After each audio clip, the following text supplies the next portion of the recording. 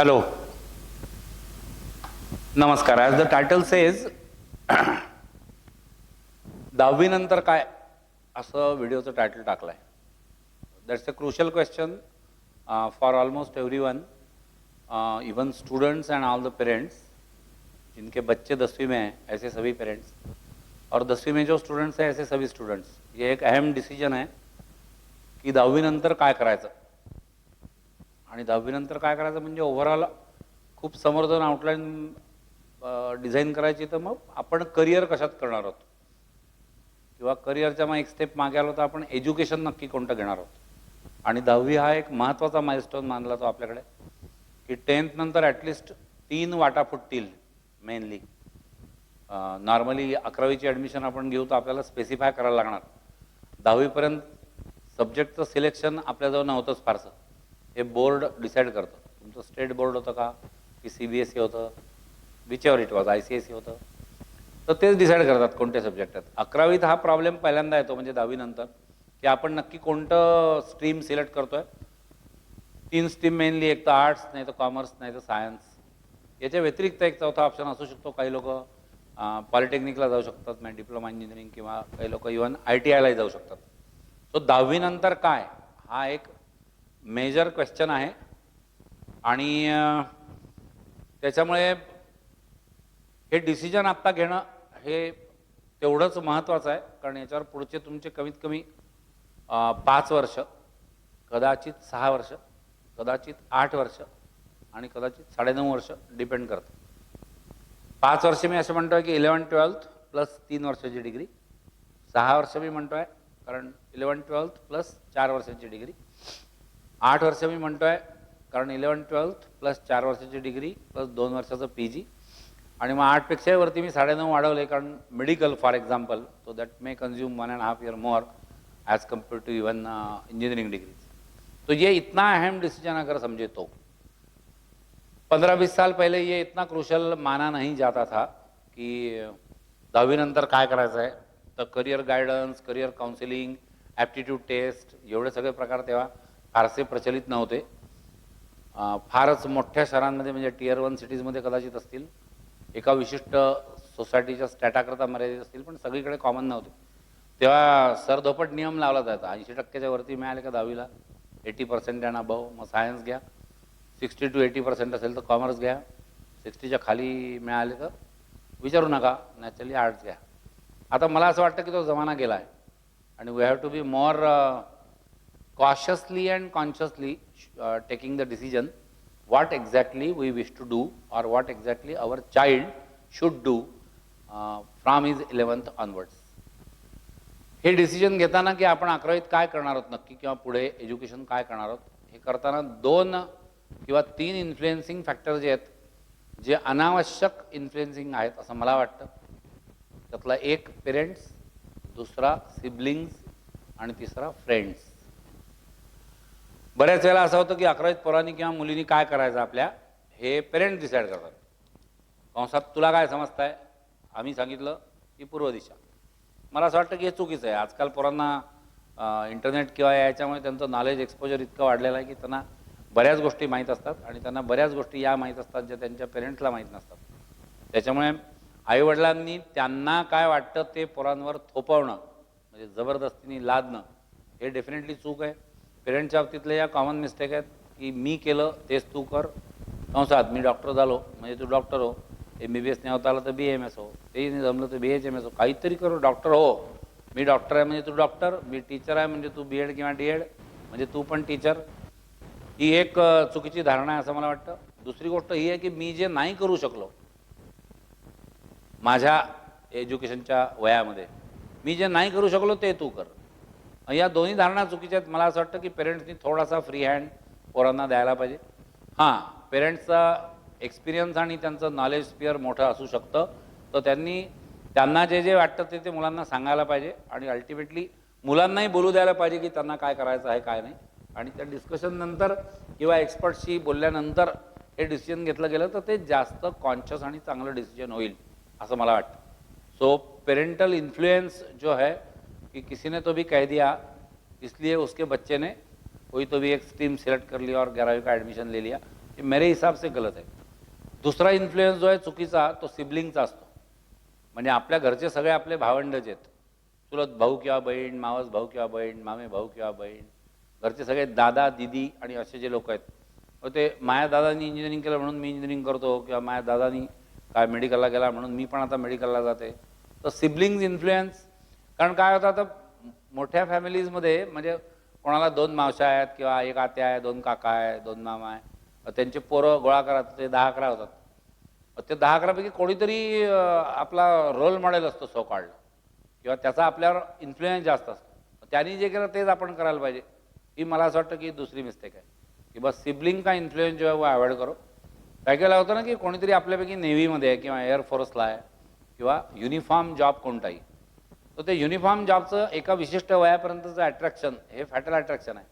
म्हणजे he doesn't mean at all why he wants to join the particular stream, may be paramilitary, military or customs. हे कुठेतरी cinema बघून त्याचा influence काहीतरी आला आपल्यावर म्हणून कसं पायलट. तर सिनेमाचा कुठला तरी हा एक्सटर्नल इन्फ्लुएन्स आहे, त्याला खरंच ते व्हायचं आहे का याचं मला गॅरंटी नाही आहे. आणि मग हे आपल्या सिबलिंगपैकी जर कोणी त्याच्यात असेल तर मग तो डबल इन्फ्लुएन्स होतो. एक तर युनिफॉर्मचं अट्रॅक्शन आणि प्लस आपला कोणीतरी भाऊ किंवा बहीण त्या फील्डला आहे, तर त्याचा आपण फॉलोअर आहोत त्याचे, म्हणून नॅचरली आपण ते करणार. तो सिबलिंग का इन्फ्लुएन्स जो आहे वो छानना चाहिए. आता हे जरुरी नाही आहे की तुमचा भाऊ इंजिनियर झाला म्हणून तुम्ही इंजिनियर होऊच नये, पण तुम्हाला व्हायचं आहे म्हणून व्हावं ना. तुमच्या भावानी किंवा बहिणीने काही केलं म्हणून तुम्ही ते करताय, I think that is wrong. So sibling influence उसको रीटेस्ट करना चाहिए कि वाकई में ये उसका खुद का इंटरेस्ट है या that is just influence of his elder brother और sister. Third influence is naturally of friends. 10वीपर्यंत आपण ज्या शाळेत कुठे होतो तिथलं आपलं एक फ्रेंड सर्कल आहे, आणि 10वीनंतर मग आता आपण काय करणार आहोत यांचा 10वीच्या मुलांचा आपापसातला म्हणजे लॅटरल टॉक जो आहे हा बऱ्याच वेळा तू क्या करने वाला है, तू क्या करने वाली है. फिर कोणीतरी ते एक ओपिनियन टाकेल की मैं तो कॉमर्स लेने वाला हूँ, मैं तो सायन्स लेने वाला हूँ, किंवा काय जे आर्ट्स घेणार आहे बा, आणि चल तू कॉमर्स तो मैं भी कॉमर्स. ही दोस्ती इतकी महत्त्वाची असते या एजमध्ये की आपण ती कुठे फॉलो करतो आहे याचं भान आपल्याला राहत नाही. दोस्तांनी काहीतरी फॅकल्टी घेतली म्हणून आपण कॉलेज कोणतं तू घेशील ते, आणि डिग्रीला गेलं सब्जेक्ट कोणते तू घेशील ते. मला असं वाटतं हे पण चुकीचं आहे. हळूहळू या मुलांना हे भान यायला पाहिजे, आणि मुलंच हा व्हिडिओ ऐकत असतील तर मग तुम्हालाच बोलतोय मी कि तुम्हाला हळूहळू भान यायला पाहिजे. फ्रेंड्स के हिसाब से ॲक्टिव्हिटीज सिलेक्ट करना यहाँ से आगे बंद करतो. आपला दोस्त काहीतरी करतोय, मित्र काहीतरी करतोय, मैत्रीण काहीतरी करते म्हणून आपण ते करतोय, हे इथून पुढे बंद करा. इथून पुढे ॲक्टिव्हिटी पहिले सिलेक्ट करा, मित्र किंवा मैत्रिणी आपाप ठरतील. First decide your activities what you wish to do. Friends will be automatically selected. पहिले मित्र ठरवायचे आणि मग मित्र जे करतील ती ॲक्टिव्हिटी ठरवायची, हे टोटली चुकीचं आहे. तर हे तिन्ही निगेटिव्ह इन्फ्लुएन्स मी सांगितले की पेरेंट्सचा अनावश्यक इन्फ्लुएन्स किंवा इंटरफिअरन्स नको, सिबलिंगचा अनावश्यक इन्फ्लुएन्स किंवा त्यांचं ब्लाइंड फॉलोअप जे आहे ते नको, आणि फ्रेंड सर्कलमध्ये जे काय चाललं आहे तेच आपण म्यूटली फॉलो करतो आहे हे पण नॅचरली नको. आता राहिला पुढचा प्रश्न की हे तिन्ही निगेटिव्ह झाले तर on which ground we should select our stream किंवा आपलं करिअर एज्युकेशन आपण काय करणार आहोत, कशाच्या आधारावर ठरवणार आहोत. मला असं वाटतं ब्रॉड आउटलाईनवर बोलायचं तर 2 गोष्टी आहेत. एक युअर ओन इंटरेस्ट, आणि नंबर 2 युअर ओन ॲबिलिटीज. तुमच्या क्षमता काय आहेत, ॲबिलिटीज, त्या लर्निंग ॲबिलिटीज असतील, स्किलच्या ॲबिलिटीज असतील, इंटेलिजन्सच्या ॲबिलिटीज असतील, पर्सनॅलिटीच्या ॲबिलिटीज असतील, वेगवेगळ्या ॲबिलिटीज. या ॲबिलिटीज तुमच्या काय आहेत, आणि दुसरी गोष्ट तुम्हाला त्याच्यात इंटरेस्ट आहे का. तुमचा इंटरेस्ट हे इक्वली महत्त्वाचा आहे. मग आता ॲबिलिटीज आणि इंटरेस्ट हे जिथे मॅच झालं तिथे तुम्ही एकदा एक स्ट्रीम सिलेक्ट केली की suppose commerce, and then after commerce I wish to go for CA. मी हे उदाहरण म्हणून सांगतो आहे. And then you will set in the profession of CA. So I don't think that there will be any need of any change for you after a particular span of your life. ऐसा नहीं होना ना कि 10 साल 12 साल के बाद फिर ये समझ में आया की माय गॉड मला हे करायचंच नव्हतं, आणि हे झटके खूप बसतात लोकांना. मला असं वाटतं ऑनेस्टली, आणि even surveys can show it. मी तुम्हाला मोठ्यात मोठं एक्झाम्पल देतो. IIT हे असं एक नाव आहे की तिथे काय जायला काय मॅक्झिमम सायन्सवाले लोक जे म्हणजे सायन्स जे घेणार आहेत ते लोकांचा तडफडाट असतो. IIT इज नो डाऊट अशा इन्स्टिट्यूशन्स आहेत त्या की इंडियामध्ये आपण मोस्ट रेकॉग्नाइज ज्याला म्हणू तसं IIT किंवा IIS किंवा IIM यांची सगळ्यांची नाव आहेत. मुद्दा त्या इन्स्टिट्यूट चांगला आहे का किंवा ते एज्युकेशन चांगलं आहे का हा नाही आहे. मुद्दा तुम्ही इंटेलिजंट आहात का, तुम्ही चांगले आहात का हा पण नाही आहे. मुद्दा हा आहे की ते एज्युकेशन किंवा ते फील्ड तुम्हाला सुटेबल किती आहे. That is ultimately most important. Just because you are intelligent in mathematics and you can crack some exam and then getting the admission in Falana course, and that's why you joined that course, and then later on you observe that you are just not catching any interest in that. तो ऐसा course करने से फायदा नहीं है ना.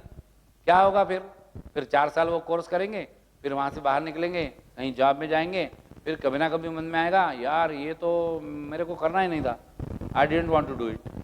वाटेल तेवढं example मी देऊ शकेन. मध्ये एक सर्वे आपल्या नेशन वाईड झाला IITच्या स्टुडंटचा. त्याच्यामधलं होतं की 60% IITians आफ्टर देअर ग्रॅज्युएशन त्यांच्या स्ट्रीममध्ये काम नाही करत, म्हणजे त्यांच्या फील्डला ते काम नाही करत. So this is not what I am telling. This is even proved by nation wide survey. IITच्या लोकांचा म्हणजे पासआउट झालेले जे लोक आहेत त्यांच्या 30 वर्षाच्या स्टुडंटचा मध्ये एक सर्वे झाला. तर त्याच्यात हे होतं की 60% लोक जे आहेत ते त्यांच्या फॅकल्टी किंवा त्यांच्या स्ट्रीम सोडून दुसऱ्याच फील्डमध्ये काम करतात. May be because their interest were different and their education is different. हे पॉसिबल आहे की IIT किंवा IIMला एज्युकेशन घेऊन त्यांना तेवढं स्किल डेव्हलप झाले, म्हणजे आयदर टेक्निकल स्किल म्हणा किंवा मॅनेजरियल स्किल्स म्हणा, आणि नंतर मग त्यांना जे करायचं होतं ते करण्याचा प्रयत्न केला. पण यातल्या काही काही विचित्र गोष्टी अशा असतात की I have come across during my life, I have come across many students और मैक्सिमम स्टूडेंट्स कि उनको अगर मैं पूछूं कि तुमने ये डिग्री क्यों किया, तर या प्रश्नाचं त्यांच्याजवळ उत्तर नव्हतं. आता I was dealing all with competitive exams coaching, तो नॅचरली कॉम्पिटेटिव्ह एक्झाम कोण देऊ शकतो याचं उत्तर भारतातल्या कोणत्याही विद्यापीठाची कोणतीही डिग्री कोणत्याही क्लासमध्ये पास झालेला माणूस जो आहे तो नॅचरली कोणत्याही कॉम्पिटेटिव्ह एक्झाम देऊ शकतो भारतातल्या एका वाक्यात उत्तर, इवन इन्क्लुडिंग IAS म्हणजे UPSC. तर आता या लोकांचा विषय नाही आहे. हे कॉम्पिटेटिव्ह एक्झाम देणार आहेत म्हणजे कोणती डिग्री असली चालेल, BA चालतं, BE चालतं, किंवा काही इकडे BSc चालतं, MBBS चालतं. पण तरी बऱ्याच वेळेला असं होतं ना की मिसमॅचिंग हे इतकं सापडतं की माझ्या क्लासमध्ये एक मुलगी होती, ती BA MS होती, म्हणजे बेसिकली डॉक्टर होती, आणि तिला काहीतरी मी म्हटलं मध्ये की आता सध्या थोडंसं काय म्हणू आपण एक्झामचे शेड्यूल जरा लिबरल आहेत पण पुढचे 6-8 महिने काही काम नाही आहे, तर तू 3-4 तास कोणतं क्लिनिक जॉईन का नाही करत, म्हणजे तुझं नॉलेज जे आहे मेडिकलचं ते तेवढं ब्रशअप होईल किंवा तेवढं अर्निंगही तुला होईल. So what she अँसर्ड was very strange. ती म्हणली की बा मला रक्त पाहिलं की चक्कर येते. आता जिला रक्त पाहिलं की चक्कर येते या मुलीनी मेडिकलचा कोर्स का केला, आणि या रेअर केसेस आहेत. पण मग मिसमॅच केसेस जास्त आहेत. आपापल्या घरी आपण सगळे एकदा शोध घेऊन बघूया. म्हणजे माझ्या जनरेशनच्या लोकांना मी सांगतोय की त्यांचं एज्युकेशन काय होतं आणि ते करतात काय, हे मॅच होत आहे का, आणि तेच त्यांना करायचं होतं का, तेच त्यांना करायचं होतं तर मग आता त्यांचा जॉब किंवा प्रोफेशन वेगळाच आहे आणि त्यांचं एज्युकेशन बेसिक क्वालिफिकेशन जे आहे ते वेगळंच आहे. हे पुढच्या जनरेशनसाठी होऊ नये ही प्रिकॉशन नॅचरली घेता येऊ शकते. That is what the meaning of this video is. आता हे ॲबिलिटीज आणि इंटरेस्ट जे म्हटलं, बऱ्याच वेळेला असं असतं की हे मिसमॅच असतं की आपल्याला इंटरेस्ट एखाद्या गोष्टीत आहे पण ती करण्याची ॲबिलिटीज आपल्याला नाही.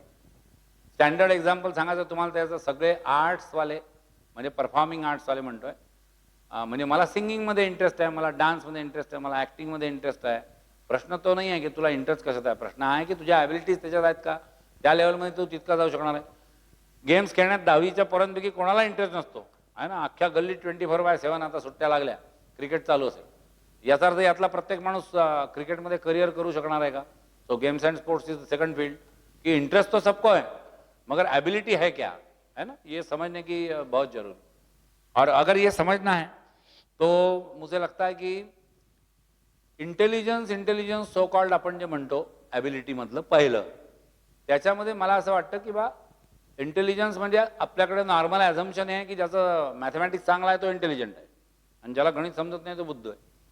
हे पहिलं मिसकन्सेप्शन किंवा मिस ॲझम्पशन आहे. इंटेलिजन्सचे खूप सारे टाईप आहे. उदाहरणार्थ गेम्स अँड स्पोर्ट्सला तुम्हाला फिजिकल इंटेलिजन्स लागतं, किंवा फाईन आर्ट्स परफॉर्मिंग आर्ट्सला तुम्हाला आर्टिस्टिक किंवा ॲस्थेटिक इंटेलिजन्स लागतं. कोणत्याही लँग्वेज किंवा लिटरेचर याच्याशी तुम्हाला खेटे घ्यायचे तर नॅचरली तुम्हाला लिंग्विस्टिक इंटेलिजन्स लागतं. जनरल इंटेलिजन्स म्हणजे रिझनिंग, म्हणजे लॉजिकचा बेस पक्का, हाँ ऑलमोस्ट कोणत्याही फील्ड करता जरूर, बिकॉज इंटेलिजेंस क्वेश्चन जिसको बोलेंगे या रीजनिंग जिसको बोलेंगे, लॉजिक, ये बेस हर जगह पे लगेगा. कॉग्निशन ही अशी एक ॲबिलिटी आहे इंटेलिजन्सपैकी. कॉग्निशन म्हणजे सेल्फ लर्निंग.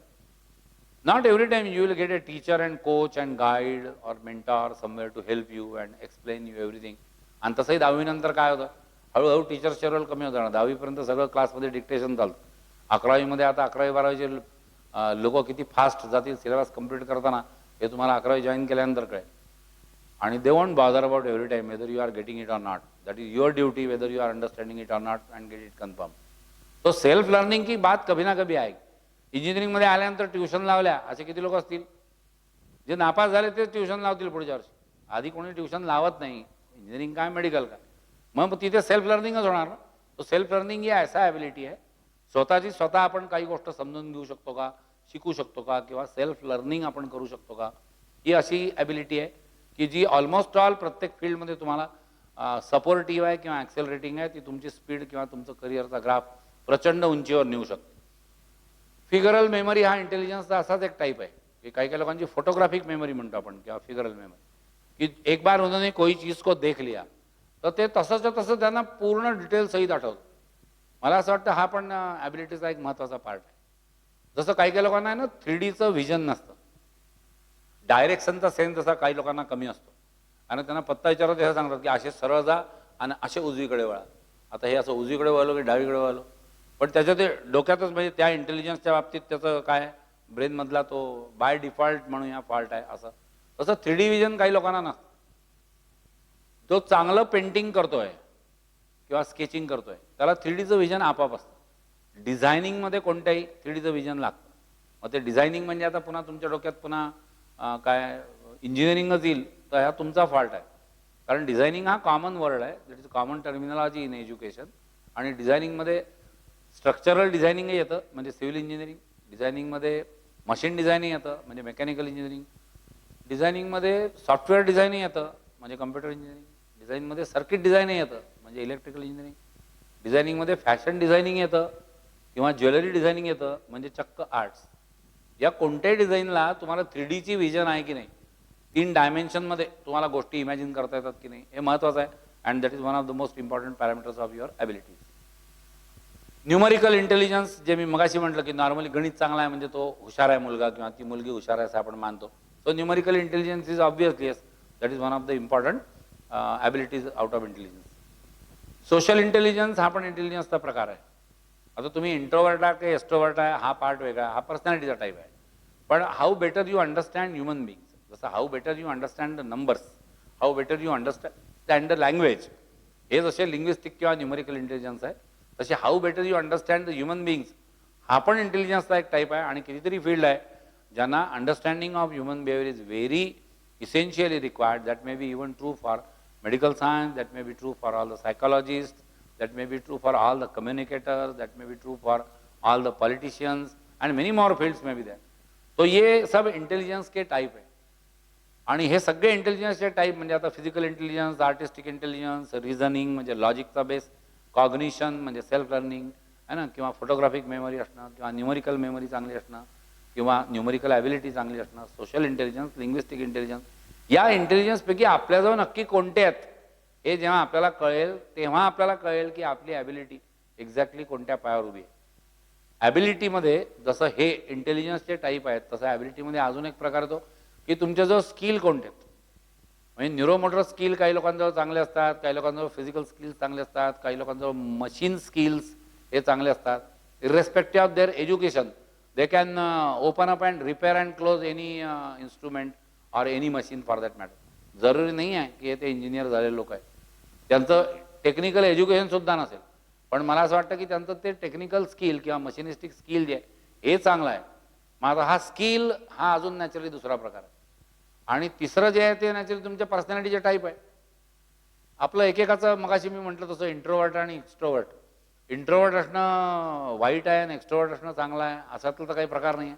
इंट्रोवर्ट म्हणजे ते लोक जे सेल्फ सेंटर्ड आहे म्हणा किंवा शाय आहे म्हणा, काय आहे म्हणा, लाजरे आहेत, बुजरे आहेत, भित्रे आहेत, जास्त लोकांमध्ये मिक्स होणं त्यांना आवडत नाही. They cannot break the ice while they try to communicate. ते आपण कोणाशी बोलणार नाही किंवा खूप लोकांनी त्यांच्याशी बोलायला त्यांना आवडत नाही, हे इंट्रोवर्ट असण्याचं लक्षण. याच्या एक्झॅक्टली अपोजिट दुसरे लोक आहेत जे एक्स्ट्रोवर्ट आहे. एक्स्ट्रोवर्ट लोक एकटे राहू शकत नाहीत. एक्स्ट्रोवर्ट लोक प्रवासही करत असतील तरी ते आजूबाजूच्याशी बोलतील, त्याची कुंडली गोळा करण्याचा प्रयत्न करतील. आता यातलं चांगलं काय आणि वाईट काय हा इश्यू नाही आहे. मला असं वाटतं की फील्ड वाईज इंट्रोवर्ट असणंही चांगलं असू शकतं आणि एक्स्ट्रोवर्ट असणंही कुठेतरी हेल्पफुल असतं. क्रॉस कनेक्शन झालं तर प्रॉब्लेम आहे.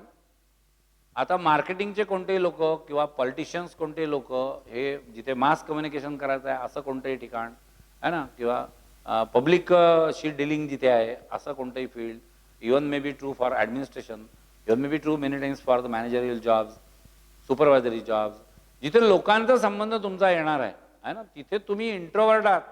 हे कसं काय तुम्हाला हेल्पफुल राहील? There you have to be extrovert. Whereas some fields are there. Fine arts किंवा परफॉर्मिंग आर्ट्समध्ये जेवढा माणूस इंट्रोवर्ट असेल तेवढा तो त्याच्याविषयी जास्त विचार करेल.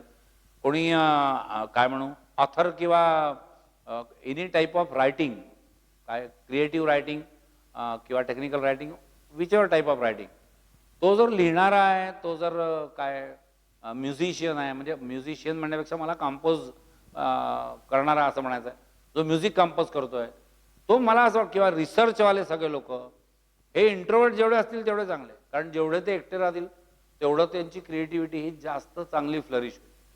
So again that is very important whether you are introvert और एक्सट्रोवर्ट, ये जानना पहचाना जरूरी है. और उसके हिसाब से अगर हम सिलेक्शन करेंगे अपने फील्ड का या एज्युकेशन का, तो that will be most suitable. किती कॉमन सेन्सचा विषय हा. काही काही लोकांची सवय असते की त्यांचं, कॉमन एक्झाम्पल, जर रिसेप्शनमध्ये गेलो आपण कोणत्याही आहे ना, तर लहान आहे मोठी इमॅजिन करा, सगळं रिसेप्शन आहे, तिकडे स्टेजवर ते नवरा बायको आहेत किंवा बाकीचे लोक आहेत, त्यांना लोक भेटून येतात, तिकडे ते बफे लागलेला आहे सगळा असं. या रिसेप्शनमध्ये गेल्यानंतर कोण कसं बिहेव करतं हा त्याच्या पर्सनॅलिटीचा टाईप आहे मला असं वाटतं. काही काही लोक ते दारापाशीच रेंगाळतात 5 मिनिटं, because they are very keen to observe बाहेर डेकोरेशन काय केलं आहे गेटवर आहे ना, रांगोळ्या कशा काढल्या आहे, लाइटिंग कसं काढलं आहे. They are watching all those things with all their curiosity. ते लगेच फडफड मोबाईल काढतील किंवा कॅमेरा काढतील, फोटो काढतील, या अँगलनी काढतील, त्या अँगलनी काढतील, काही तिरपेतारपे होऊन काढतात, काही खाली झोपूनही काढतात. टुरिस्ट प्लेसेसला तुम्ही पाहिलाच, because that is their basic type of personality, की ते आर्टिस्टिक किंवा ॲस्थेटिक टाईपचे लोक आहेत, त्यांची पर्सनॅलिटी. तर त्यांना तेच सगळं चांगलं दिसतं. काय खातोय याच्यापेक्षा खाल्लेलं, जे खातोय ते मांडलेलं कसं आहे, म्हणजे how you are decorated the dish is more important. आणि याच्या अगेन्स्ट प्रॅक्टिकल जो माणूस आहे, तो प्रॅक्टिकल माणूस हा विचार नाही करत, तो हाणायची सोडतो फक्त, किंवा जाऊ दे बाकी सगळ्या गोष्टी फालतू आहे, तिकडे रिसेप्शन बंद होणार म्हणजे बुफे बंद राहिलं किंवा उशिरा किंवा मिळणार नाही काही. हा प्रॅक्टिकल ओरिएंटेशनचा माणूस. He is never bothering about philosophy, arts, fine arts, भावना, सेंटिमेंट, नथिंग डुईंग. प्रॅक्टिकल पर्सनॅलिटीचा टाईप आहे. काही काही लोक असे असतात जे या सगळ्या गदारोळामध्ये ते जेवतील, तिथे गेले तर जे कॉमन ॲक्टिव्हिटी ते सगळेच करतात, पण they are more and more interested in talking to the people. याचे एक्झॅक्टली अपोजिट तुम्ही बघा, काही काही लोक रिसेप्शनमध्ये असतात, ते त्यांची त्यांची डिश भरतात, दूर कोपऱ्यात लॉनच्या कुठेतरी जाऊन बसतात, समोर एक चेअर ठेवतात, त्याची स्वतःची बसायची एक चेअर, ताट ठेवलं समोर, एकटा खाली मान घालून बम आणतो, लोकांची काय घंटी नाही त्याला, आणि कोणी त्याशी बोलायला गेलं त्याचे जीवार येते. याचे एक्झॅक्टली अपोजिट काही लोक आहेत, ते लोकांना भेटतील का बा तुम्ही कोण, मग नवऱ्या मुलाकडचे का नवऱ्या मुलीकडचे. हा पर्सनॅलिटीचा टाईप आहे, सोशल टाईप ऑफ पर्सन जो आहे तो नॅचरली असं बिहेव करेल असं मला वाटतं. काही काही लोक जे आहेत ते चौकशा करण्यात एक नंबर असतात. चांगल्या भाषेमध्ये याला नॉलेज ओरिएंटेशन म्हणतात. म्हणजे मी पण चांगल्या अँगलनीच बोलतोय, म्हणजे I am not criticising anyone. सांभार चौकशा नाही म्हटलं मी, चौकशा करणं म्हणतोय. तुम्ही मुलगा काय करतो, मुलगी काय करते, मग कोणत्या कंपनीत हो का, मग पोस्टिंग कुठे आहे, हो का, असं का. आता याचा त्याची काय संबंध, त्याचा छंद आहे तो किंवा त्याच्या पर्सनॅलिटीचा टाईप आहे. He is always seeking information from wherever possible. जितने सवाल पूछते जाएंगे उतने जवाब मिलते जाएंगे, जितने जवाब मिलते जाएंगे उतना नॉलेज में इजाफा होते जाएगा. म्हणून अशा लोकांना नॉलेज ओरिएंटेड पर्सनॅलिटी म्हटलं जातं. आणि हे कायम कुठेही गेले तरी त्यांचा तो पिंड जो आहे तो नॅचरली बदलत नाही. काही काही लोक तुम्ही टिपिकली पुन्हा लग्नात किंवा रिसेप्शनमध्ये पाहिले असतील, ते एका कुठेतरी सेंट्रल पोझिशनला उभे असतात आणि ते लोकांना हाकलत असतात, म्हणजे ड्राईव्ह करत असतात. तू काय करतोय, तू इकडे ते खुर्च्या इकडे आण, हे असं कर तसं कर. हे कंसात आपल्या डोक्यात होतं की तू काय करतो स्वतः, तो स्वतः काही नव्हतं करत, तो लोकांना ड्राईव्ह करतो, लोकांना मूव्ह करतो. आता बाहेर नका जाऊ रे, हे करून घ्या, पहिले ते करून घ्या, असं 100% आय एम शुअर तुमच्या फॅमिलीत मी जे म्हणतोय ना सगळे लोक असणार आहेत.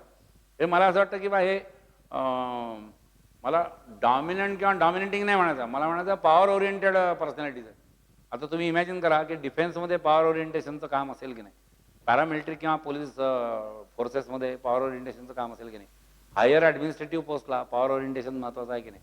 सो कोई भी फील्ड अगर सोचेंगे irrespective of your three major streams, arts, commerce and science, and then each stream what you are going to do further. Arts लिया तो आगे क्या करने वाले, कॉमर्स लिया तो आगे क्या करने वाले, सायन्स लिया तो आगे क्या करने वाले. हा तर पुन्हा वेगळ्या व्हिडिओचा विषय म्हणण्यापेक्षा मी सांगून टाकतो की हे व्हिडिओ फॉलो करतातच आहे. या व्हिडिओला आपला हा सध्याचा आजचा हे जो आहे की बा let us first try to arrive at the decision की आपण तीनपैकी नक्की काय करणार आहोत, आर्ट्स, कॉमर्स की सायन्स. आणि मग याच्याकरता हे ॲबिलिटीज आणि इंटरेस्ट हे जे मी म्हटलं, आणि ॲबिलिटीजमध्ये तुम्हाला इंटेलिजन्सचे टाईप किंवा स्किलचे टाईप किंवा पर्सनॅलिटीचे टाईप हे जर सगळं म्हटलं तर याच्या कॉम्बिनेशनमधून म्हणजे तुमच्याजवळ कोणकोणत्या प्रकारचे इंटेलिजन्स आहेत आणि तुमच्या पर्सनॅलिटीचा टाईप नक्की कोणकोणत्या प्रकारात किती लेवलपर्यंत आहे यानुसार परम्युटेशन कॉम्बिनेशनमधून तुमचं हे सिलेक्शन ॲप्रोप्रिएटली होऊ शकतं. Talking wide about all the faculties, तुम्ही आर्ट्स म्हटलं तर आर्ट्समध्ये आर्ट्स अँड ह्युमॅनिटीज हा ना, लिटरेचर हा दुसरा, मग फाईन आर्ट्स किंवा डिझायनिंग हा तिसरा, मास कम्युनिकेशन किंवा जर्नलिझम हे टिपिकली आर्ट्सचे, मग परफॉर्मिंग आर्ट्स किंवा film and television entertainment industry ज्याला आपण म्हणू, आणि हे सगळं आर्ट्स आहे. कॉमर्सची ब्रॉड आउटलाईन म्हटली तर कॉमर्स समजा नॉर्मल तुमचं डिग्री किंवा पोस्ट ग्रॅज्युएशन जे आहे ते आहे. बी कॉमच्या ऐवजी आजकाल काही लोक BBA पण करतात किंवा CA त्याच्यात येतं, ICWA त्याच्यात येतं, CS त्याच्यात येतं, अँड मेनी मोर स्ट्रीम्स में भी. सो कॉमर्स का ब्रॉड आउटलाइन ये बनेगा. साइंस का ब्रॉड आउटलाइन सोचने का तो 3 टाइप में आएगा. Either you will proceed to engineering और टू मेडिकल और to general science just doing graduation और PG post graduation in science, BSc MSc किंवा जे काय. मग आता इंजिनिअरिंग म्हटलं तर इंजिनिअरिंगमध्ये किती 32 फॅकल्टी आहे इंजिनिअरिंगमध्ये. मेडिकल म्हटलं तर मेडिकल म्हणजे फक्त MBBS का नाही, मग MBBS येईल, BAMS येईल, BHMS येईल, काय काय जे येतं, फिजिओथेरपी येईल, डेंटिस्ट येईल, रेडिओथेरपी येईल, ॲनास्थेशिया येईल, पॅथॉलॉजी येईल. अजून खाली आलं तर पॅरामेडिकलवाले जे कोर्सेस आहेत ते येतील, मेडिसिन अल्टरनेटिव्ह आहे, अँड सॉ ऑन, स्टोरी कंटिन्यू. बायोटेक्नॉलॉजी हे सायन्सचाच फील्ड आहे, जेनेटिक इंजिनिअरिंग सायन्सचाच फील्ड आहे, कॉम्बिनेशन आहे रादर, म्हणजे काय इंजिनिअरिंग आणि मेडिकल याचं कॉम्बिनेशन आहे. प्लेन सायन्स तुम्ही केलं तरी किती सब्जेक्ट अवेलेबल आहेत, may it be physics and chemistry and biology, microbiology, zoology, botany, biochemistry, biotechnology, environmental science, statistics, computer science, electronics end many more. तो ये ब्रॉड आउटलाइन है. ये अभी मैं खाली ट्रेलर मार रहा हूँ एक एक फैकल्टी का. पहला तो सवाल वही रहेगा whether to go for 11th arts और 11th साइंस और 11th कॉमर्स. और ये अगर एप्टीट्यूड टेस्ट के जरिए हम समझने वाले कि हमारा एक कोई स्कोर या हमारी एबिलिटीज अगर हमको समझेगी तर whatever decision we will take की आपण काय करणार आहोत 10वी नंतर, तर मला असं वाटतं की बा हे जास्त योग्य डिसिजन ठरेल. आणि नंतर अर्ध्या वाटेवरून परत येण्याचे किंवा अर्ध्या वाटेवरून रस्ता बदलण्याची गरज जी आहे ही नॅचरली नौबत आपल्याला येणार नाही किंवा गरज आपल्याला वाटणार नाही. ऐसी एक कॉमन आउटलाइन बता देता हूँ की जगात आपण जे काही करणार आहोत किंवा आपल्या आयुष्यात आपण जे काही करणार आहोत या ओव्हरऑल गोष्टी मी 4 पार्टमध्ये स्प्लिट करू शकतो. खरं म्हणजे 3, कारण चौथी कॅटेगरी जी मी म्हणणार ती फारच बॉटम आहे. या 3 कॅटेगरीज ज्या आहेत या अशा आहेत की एक कॅटेगरी अशी की तुम्हाला काय करता येतं आणि जगाला कशाची गरज आहे किंवा लोकांना काय हवं आहे, लोकांना कशाची गरज आहे. मला असं वाटतं की हे तुमचं प्रोफेशन आहे, म्हणजे हे तुमचं प्रोफेशन असायला पाहिजे. जे तुम्हाला करता येतं, what you can do and what the people need, that should be your profession. तुम्हाला काय येत नाही पण जगाला त्याची गरज है, यानी दुनिया में चाल चलन बहुत अच्छा है उसका, दुनिया में वो स्ट्रीम का डिमांड काफ़ी है, लोगों को बहुत ज़रूरत है वो फील्ड, मगर हमको वो नहीं आता तो नॅचरली हमको वो सीखना चाहिए. म्हणजे हा तुमच्या एज्युकेशन किंवा क्वालिफिकेशन किंवा ट्रेनिंगचा विषय झाला. व्हॉट यू कान do but people need it हा तुमच्या एज्युकेशन ट्रेनिंग किंवा क्वालिफिकेशनचा विषय झाला. आणि तिसरी महत्त्वाची गोष्ट what you can do but people don't need it. People don't need it म्हणजे ज्याने तुम्हाला तुमचं प्रोफेशन नाही सापडणार आहे, तुम्ही त्या लेवलपर्यंत ते नाही करू शकत काय that you will be getting paid for that, त्या लेवलपर्यंत नाही आहे. तुम्हाला प्रचंड इंटरेस्ट आहे त्याच्यात, पण तुम्ही ज्या पातळीवर ते करताय तिथे लोकांना त्याची गरज नाही. उदाहरणार्थ सिंगिंग कोण करत नाही, बाथरूम सिंगर सगळे असतात. मग आपण त्या लेवलचे सिंगर आहोत का की आपल्याला सिंगिंग हे प्रोफेशनमध्ये कन्वर्ट करता येईल? समजा असू तर नॅचरली तो प्रोफेशन सिलेक्ट करा. आणि समजा आपल्याला ते सिंगिंग येतं पण त्या पातळीवरचं नाही येत आहे ना, किंवा म्युझिकल इन्स्ट्रुमेंट मला वाजवता येतं पण त्या पातळीवरचं नाही आहे की त्याच्या भरोशावर मला माझं प्रोफेशन सेट करता येईल, किंवा मी कुठे एंटरटेनमेंट इंडस्ट्रीमध्ये किंवा ॲज ए म्युझिशियन किंवा ॲज ए कंपोजर किंवा ॲज ए सिंगर माझं करिअर फाइंड आउट करू शकतो. म्हणजे लोक मला त्या लेवलपर्यंत नीड नाही आहे, लोकांना माझी गरज नाही आहे. मग मी करू शकतो पण लोकांना किंवा जगाला त्याची गरज नाही आहे. तर ती तुमची हॉबी असायला पाहिजे असं मला वाटतं. So these are the three broad categories. What you can do and the world needs it, that should be your profession. What you can't do but the world or people needs it, हे naturally तुमचं qualification किंवा training किंवा education असायला पाहिजे. आणि what you can do but people don't need it किंवा people don't value for it, तर ही तुमची हॉबी असायला पाहिजे. आता what you can do and what the world doesn't need, याच्याविषयी आपल्याला बोलण्याची गरजच नाही आहे. अरे आपल्याला करता येत नाही, लोकांना गरज नाही त्याची, मग आपण डिस्कस कशाला करतोय? म्हणून मी म्हटलं की तशा 3च कॅटेगरी आहे, ही 4थ्या कॅटेगरी फार बॉटम आहे. During the video you can get some information at the bottom. या टाईपचं ॲप्टिट्यूड टेस्टिंग किंवा हे जे आहे हे जर तुम्हाला करायचं असेल तर खाली नंबर्स आहेत, फ्लॅश नंबर जे काय होतात. You may be falling in the vicinity of any of the 3 cities or towns, that may be either Aurangabad or Nagpur or Akola. तर तुम्हाला याच्यात इंटरेस्ट असेल तर त्याच्याकरता या नंबर्सवर तुम्ही जे दिलेत त्याच्यावर तुम्ही कॉन्टॅक्ट करू शकता. This is with the intention to help you to find better career option for you और नॅचरली अगर आप पेरेंट्स होतो फॉर युअर चिल्ड्रन. राहिला प्रश्न पुढचा की मी मगाही सांगितलं तसं की हा यातला पहिला व्हिडिओ आहे आणि नॅचरली पुढच्या 3 व्हिडिओमध्ये मी अजून डिटेल्ड इन्फॉर्मेशन घेऊन येतो आहे. One video regarding your outcomes in arts, म्हणजे 11-12ला आर्ट्स घेतलं तर तुम्ही प्रॉबेबल तुम्हाला काय काय करता येण्यासारखं आहे. Naturally next video will be regarding commerce and allied and third video will be regarding science and allied. याच्यामध्ये एक गोष्ट फक्त लक्षात ठेवा की काही काही गोष्टी अशा असतात ज्याला आर्ट्स कॉमर्स सायन्स हे बंधन नाही. म्हणजे तुम्ही आर्ट्स करून सीए होऊ शकणार आहात का? उत्तर नॅचरली नाही आहे.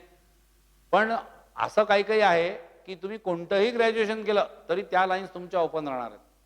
उदाहरणार्थ any of the competitive exams conducted all over India, that may be UPSC, that may be MPSC, that may be staff selection commission, that may be railway, that may be banking, that may be anything.